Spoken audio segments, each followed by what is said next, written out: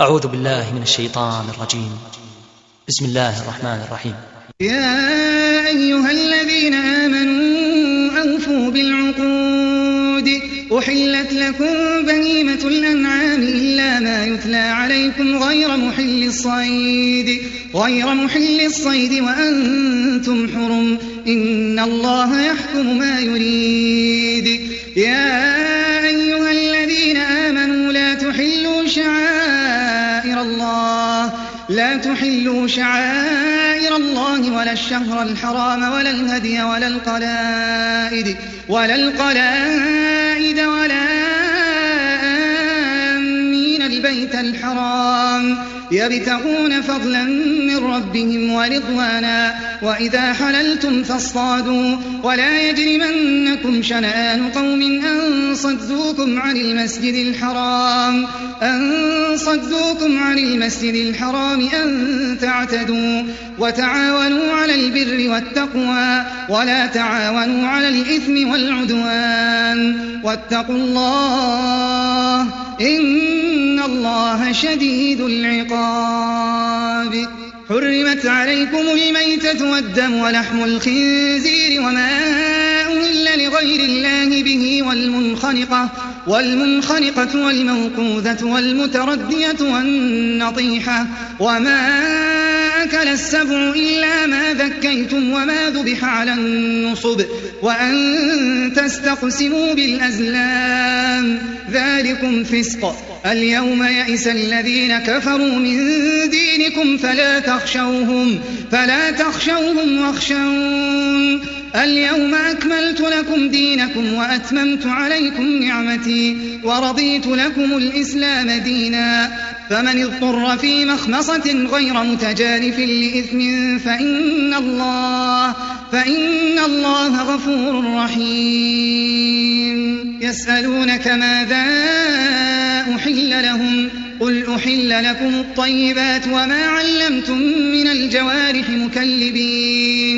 مكلبين تعلمونهن مما علمكم الله فكلوا مما أمسكن عليكم واذكروا اسم الله عليه واتقوا الله إن الله سريع الحساب. اليوم أحل لكم الطيبات وطعام الذين أوتوا الكتاب حل لكم وطعامكم حل لهم والمحصنات من المؤمنات والمحصنات من الذين أوتوا الكتاب من قبلكم إذا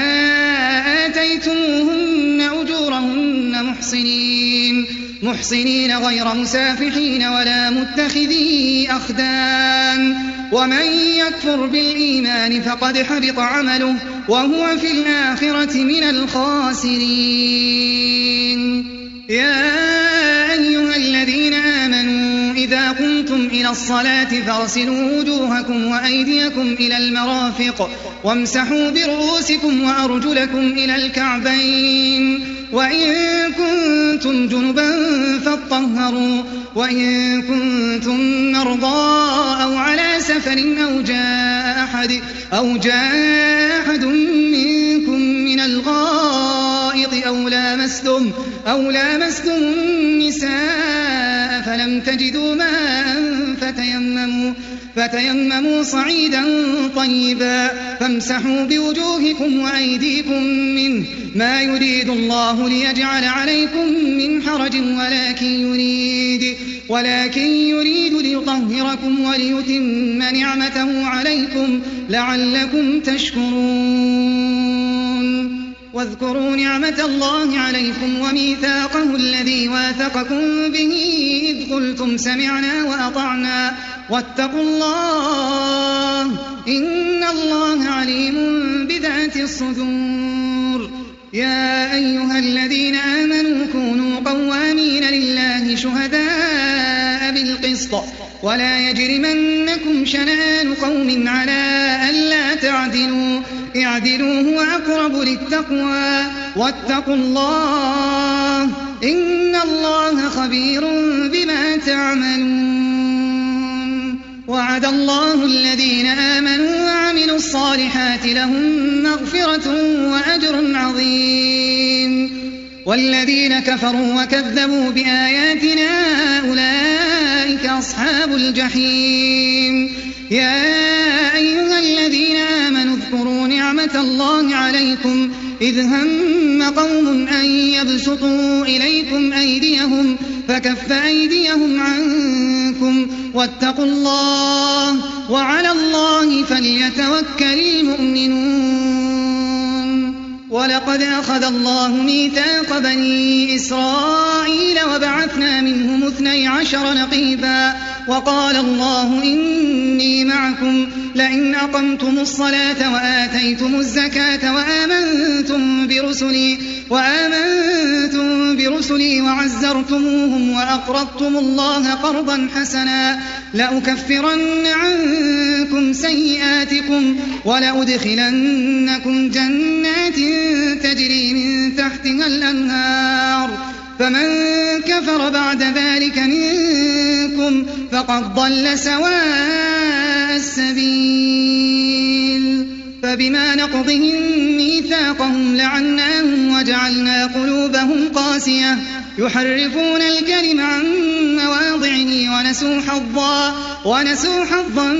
مما ذكروا به ولا تزال تطلع على خائنة منهم إلا قليلا منهم فاعف عنهم واصفح إن الله يحب المحسنين. ومن الذين قالوا إنا نصارى أخذنا ميثاقهم فنسوا حظا مما ذكروا به فأغرينا بينهم العداوة والبغضاء إلى يوم القيامة وسوف ينبئهم الله بما كانوا يصنعون. يا أهل الكتاب قد جاءكم رسولنا يبين لكم كثيرا مما كنتم تخفون من الكتاب ويعفو عن كثير قد جاءكم من الله نور وكتاب مبين يهدي به الله من اتبع رضوانه سبل السلام ويخرجهم من الظلمات إلى النور بإذنه ويهديهم إلى صراط مستقيم. لقد كفر الذين قالوا إن الله هو المسيح ابن مريم قل فمن يملك من الله شيئا إن أراد أن يهلك المسيح ابن مريم وأمه ومن في الأرض جميعا ولله ملك السماوات والأرض وما بينهما يخلق ما يشاء والله على كل شيء قدير. وقالت اليهود والنصارى نحن أبناء الله وأحباؤه قل فلم يعذبكم بذنوبكم بل أنتم بشر ممن خلق يغفر لمن يشاء ويعذب من يشاء ولله ملك السماوات والأرض وما بينهما وإليه المصير. يا أهل الكتاب قد جاءكم رسولنا يبين لكم على فترة من الرسل أن تقولوا ما جاءنا من بشير ولا نذير فقد جاءكم بشير ونذير والله على كل شيء قدير. وإذ قال موسى لقومه يا قوم اذكروا نعمة الله عليكم إذ جعل فيكم أنبياء وجعلكم ملوكا وآتاكم ما لم يؤت أحدا من العالمين. يا قوم ادخلوا الأرض المقدسة التي كتب الله لكم ولا ترتدوا على أدباركم فتنقلبوا خاسرين. قالوا يا موسى إن فيها قوما جبارين وإنا لن ندخلها حتى يخرجوا منها فإن يخرجوا منها فإنا داخلون. قال رجلان من الذين يخافون أنعم الله عليهم ادخلوا عليهم الباب فإذا دخلتموه فإنكم غالبون وعلى الله فتوكلوا إن كنتم مؤمنين. قالوا يا موسى إنا لن ندخلها أبدا ما داموا فاذهب أنت وربك فقاتلا إنا هاهنا قاعدون قال رب إني لا أملك إلا نفسي وأخي فافرق بيننا وبين القوم الفاسقين قال فإنها محرمة عليهم 40 سنة يتيهون في الأرض فلا تأس على القوم الفاسقين واتل عليهم نبأ ابني آدم بالحق إذ قربا قربانا فتقبل من أحدهما ولم يتقبل من الآخر قال لأقتلنك قال إنما يتقبل الله من المتقين لئن بسطت إلي يدك لتقتلني ما أنا بباسط يدي إليك لأقتلك إني أخاف الله رب العالمين إني أريد أن تبوء بإثمي وإثمك فتكون من أصحاب النار وذلك جزاء الظالمين فطوعت له نفسه قتل أخيه فقتله فأصبح من الخاسرين فبعث الله غرابا يبحث في الأرض ليريه كيف يواري سوءة أخيه قال يا ويلتى أعجزت أن أكون مثل هذا الغراب فأواري سوءة أخي فأصبح من النادمين من أجل ذلك كتبنا على بني إسرائيل أنه من قتل نفسا بغير نفس أو فساد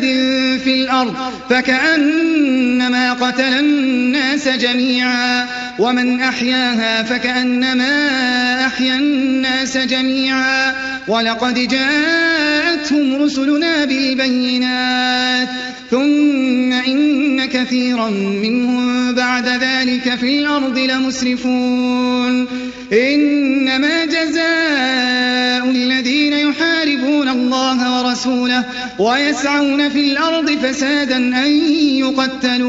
أن يقتلوا أو يصلبوا أو تقطع أيديهم وأرجلهم من خلاف أو ينفوا من الأرض ذلك لهم خزي في الدنيا ولهم في الآخرة عذاب عظيم إلا الذين تابوا من قبل أن تقدروا عليهم فاعلموا أن الله غفور رحيم يا أيها الذين آمنوا اتقوا الله وابتغوا إليه الوسيلة وجاهدوا في سبيله لعلكم تفلحون إن الذين كفروا لو أن لهم ما في الأرض جميعا ومثله معه ليفتدوا به من عذاب يوم القيامة ما تقبل منهم ولهم عذاب أليم يريدون أن يخرجوا من النار وما هم بخارجين منها ولهم عذاب مقيم والسارق والسارقة فاقطعوا أيديهما جزاء بما كسبا نكالا من الله والله عزيز حكيم فمن تاب من بعد ظلمه وأصلح فإن الله يتوب عليه إن الله غفور رحيم ألم تعلم أن الله له ملك السماوات والأرض يعذب من يشاء ويغفر لمن يشاء والله على كل شيء قدير يا أيها الرسول لا يحزنك الذين يسارعون في الكفر من الذين قالوا آمنا بأفواههم ولم تؤمن قلوبهم ومن الذين هادوا سماعون للكذب سماعون لقوم آخرين لم يأتوك يحرفون الكلم من بعد مواضعه يقولون إن أوتيتم هذا فخذوه وإن لم تؤتوه فاحذروا ومن يرد الله فتنته فلن تملك له من الله شيئا أولئك الذين لم يرد الله أن يطهر قلوبهم لهم في الدنيا خزي ولهم في الآخرة عذاب عظيم سماعون للكذب أكالون للسحت فإن جاءوك فاحكم بينهم أو أعرض عنهم وإن تعرض عنهم فلن يضروك شيئا وإن حكمت فاحكم بينهم بالقسط إن الله يحب المقسطين وكيف يحكمونك وعندهم التوراة فيها حكم الله ثم يتولون من بعد ذلك وما أولئك بالمؤمنين إنا أنزلنا التوراة فيها هدى ونور يحكم بها النبيون الذين أسلموا للذين هادوا والربانيون والأحبار بما استحفظوا من كتاب الله وكانوا عليه شهداء فلا تخشوا الناس واخشوني ولا تشتروا بآياتي ثمنا قليلا ومن لم يحكم بما أنزل الله فأولئك هم الكافرون وكتبنا عليهم فيها أن النفس بالنفس والعين بالعين والأنف بالأنف والأذن بالأذن والسن بالسن والجروح قصاص فمن تصدق به فهو كفارة له ومن لم يحكم بما أنزل الله فأولئك هم الظالمون وقفينا على آثارهم بعيسى بن مريم مصدقا لما بين يديه من التوراة وآتيناه الإنجيل فيه هدى ونور ومصدقا لما بين يديه من التوراة وهدى وموعظة للمتقين وليحكم أهل الإنجيل بما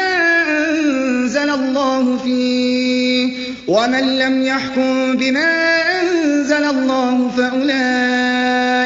فأولئك هم الفاسقون وأنزلنا إليك الكتاب بالحق مصدقا لما بين يديه من الكتاب ومهيمنا عليه فاحكم بينهم بما أنزل الله ولا تتبع أهواءهم عما جاءك من الحق لكل جعلنا منكم شرعة ومنهاجا ولو شاء الله لجعلكم أمة واحدة ولكن ليبلوكم فيما آتاكم فاستبقوا الخيرات إلى الله مرجعكم جميعا فينبئكم بما كنتم فيه تختلفون وأن احكم بينهم بما أنزل الله ولا تتبع أهواءهم واحذرهم أن يفتنوك عن بعض ما أنزل الله إليك فإن تولوا فاعلم أنما يريد الله أن يصيبهم ببعض ذنوبهم وإن كثيرا من الناس لفاسقون أفحكم الجاهلية يبغون ومن أحسن من الله حكما لقوم يوقنون يا أيها الذين آمنوا لا تتخذوا اليهود والنصارى أولياء بعضهم أولياء بعض ومن يتولهم منكم فإنه منهم إن الله لا يهدي القوم الظالمين فترى الذين في قلوبهم مرض يسارعون فيهم يقولون نخشى أن تصيبنا دائرة فعسى الله أن يأتي بالفتح أو أمر من عنده عنده فيصبحوا على ما أسروا في أنفسهم نادمين. ويقول الذين آمنوا أهؤلاء الذين أقسموا بالله جهد أيمانهم إنهم لمعكم حبطت أعمالهم فأصبحوا خاسرين. يا أيها الذين آمنوا من يرتد منكم عن دينه فسوف يأتي الله بقوم يحبهم ويحبونه أذلة على المؤمنين أعزة على الكافرين يجاهدون في سبيل الله ولا يخافون لومة لائم ذلك فضل الله يؤتيه من يشاء والله واسع عليم. إنما وليكم الله ورسوله والذين آمنوا الذين يقيمون الصلاة ويؤتون الزكاة وهم راكعون. ومن يتول الله ورسوله والذين آمنوا فإن حزب الله هم الغالبون. يا أيها الذين آمنوا لا تتخذوا الذين اتخذوا دينكم هزوا ولعبا من الذين أوتوا الكتاب من قبلكم والكفار أولياء واتقوا الله إن كنتم مؤمنين. وإذا ناديتم إلى الصلاة اتخذوها هزوا ولعبا ذلك بأنهم قوم لا يعقلون. قل يا أهل الكتاب هل تنقمون منا إلا أن آمنا بالله وما أنزل إلينا وما أنزل من قبل وأن أكثركم فاسقون. قل هل أنبئكم بشر من ذلك مثوبة عند الله من لعنه الله وغضب عليه وجعل منهم القردة والخنازير وعبد الطاغوت أولئك شر مكانا وأضل عن سواء السبيل. وإذا جاءوكم قالوا آمنا وقد دخلوا بالكفر وهم قد خرجوا به والله أعلم بما كانوا يكتمون. وترى كثيرا منهم يسارعون في الإثم والعدوان وأكلهم السحت لبئس ما كانوا يعملون. لولا ينهاهم الربانيون والأحبار عن قولهم الإثم وأكلهم السحت لبئس ما كانوا يصنعون. وقالت اليهود يد الله مغلولة غلت أيديهم ولعنوا بما قالوا بل يداه مبسوطتان ينفق كيف يشاء وليزيدن كثيرا منهم ما أنزل إليك من ربك طغيانا وكفرا وألقينا بينهم العداوة والبغضاء إلى يوم القيامة كلما أوقدوا نارا للحرب أطفاها الله ويسعون في الأرض فسادا والله لا يحب المفسدين. ولو أن أهل الكتاب آمنوا واتقوا لكفرنا عنهم سيئاتهم ولأدخلناهم جنات النعيم. ولو أنهم أقاموا التوراة والإنجيل وما أنزل إليهم من ربهم لأكلوا من فوقهم ومن تحت أرجلهم منهم أمة مقتصدة وكثير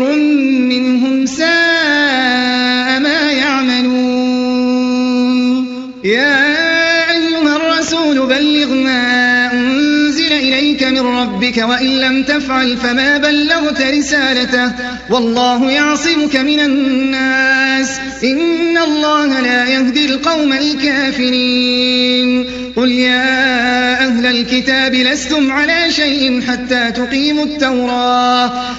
تقيموا التوراة والإنجيل وما أنزل إليكم من ربكم وليزيدن كثيرا منهم ما أنزل إليك من ربك طغيانا وكفرا فلا تأس على القوم الكافرين إن الذين آمنوا والذين هادوا والصابئون والنصارى من آمن بالله واليوم الآخر وعمل صالحا فلا خوف عليهم ولا هم يحزنون لقد أخذنا ميثاق بني إسرائيل وأرسلنا إليهم رسلا كلما جاءهم رسول بما لا تهوى أنفسهم فريقا كذبوا وفريقا يقتلون وحسبوا ألا تكون فتنة فعموا وصموا ثم تاب الله عليهم ثم عموا وصموا كثير منهم والله بصير بما يعملون لقد كفر الذين قالوا إن الله هو المسيح ابن مريم وقال المسيح يا بني إسرائيل اعبدوا الله ربي وربكم إنه من يشرك بالله فقد حرم الله عليه الجنة ومأواه النار وما للظالمين من أنصار لقد كفر الذين قالوا إن الله ثالث ثلاثة وما من إله إلا إله واحد وإن لم ينتهوا عما يقولون ليمسن الذين كفروا منهم عذاب أليم أفلا يتوبون إلى الله ويستغفرونه والله غفور رحيم ما المسيح ابن مريم إلا رسول قد خلت من قبله الرسل وأمه صديقة كانا يأكلان الطعام انظر كيف نبين لهم الآيات ثم انظر أنى يؤفكون قل أتعبدون من دون الله ما لا يملك لكم ضرا ولا نفعا والله هو السميع العليم قل يا أهل الكتاب لا تغلوا في دينكم غير الحق ولا تتبعوا أهواء قوم قد ضلوا من قبل وأضلوا كثيرا وضلوا عن سواء السبيل لعن الذين كفروا من بني إسرائيل على لسان داود وعيسى بن مريم ذلك بما عصوا وكانوا يعتدون كانوا لا يتناهون عن منكر فعلوه لبئس ما كانوا يفعلون ترى كثيرا منهم يتولون الذين كفروا لبئس ما قدمت لهم أنفسهم أن سخط الله عليهم وفي العذاب هم خالدون ولو كانوا يؤمنون بالله والنبي وما أنزل إليه ما اتخذوهم أولياء ولكن كثيرا منهم فاسقون لتجدن أشد الناس عداوة للذين آمنوا اليهود والذين أشركوا ولتجدن أقربهم مودة للذين آمنوا الذين قالوا إنا نصارى ذلك بأن منهم قسيسين ورهبانا وأنهم لا يستكبرون وإذا سمعوا ما أنزل إلى الرسول ترى أعينهم تفيض من الدمع مما عرفوا من الحق يقولون ربنا آمنا فاكتبنا مع الشاهدين وما لنا لا نؤمن بالله وما جاءنا من الحق ونطمع أن يدخلنا ربنا مع القوم الصالحين فأثابهم الله بما قالوا جنات تجري من تحتها الأنهار خالدين فيها وذلك جزاء المحسنين والذين كفروا وكذبوا بآياتنا أولئك أصحاب الجحيم. يا أيها الذين آمنوا لا تحرموا طيبات ما أحل الله لكم ولا تعتدوا إن الله لا يحب المعتدين. وكلوا مما رزقكم الله حلالا طيبا واتقوا الله الذي أنتم به مؤمنون. لا يؤاخذكم الله باللغو في أيمانكم ولكن يؤاخذكم بما عقدتم الأيمان فكفارته إطعام 10 مساكين من أوسط ما تطعمون أهليكم أو كسوتهم أو تحرير رقبة فمن لم يجد فصيام 3 أيام ذلك كفارة أيمانكم إذا حلفتم واحفظوا أيمانكم كذلك يبين الله لكم آياته لعلكم تشكرون. يا أيها الذين آمنوا إنما الخمر والميسر والأنصاب والأزلام رجس من عمل الشيطان فاجتنبوه لعلكم تفلحون. إنما يريد الشيطان أن يوقع بينكم العداوة والبغضاء في الخمر والميسر ويصدكم عن ذكر الله وعن الصلاة فهل أنتم منتهون. وأطيعوا الله وأطيعوا الرسول واحذروا فإن توليتم فاعلموا أنما على رسولنا البلاغ المبين. ليس على الذين آمنوا وعملوا الصالحات جناح فيما طعموا إذا ما اتقوا وآمنوا وعملوا الصالحات ثم اتقوا وأحسنوا والله يحب المحسنين. يا أيها الذين آمنوا ليبلونكم الله بشيء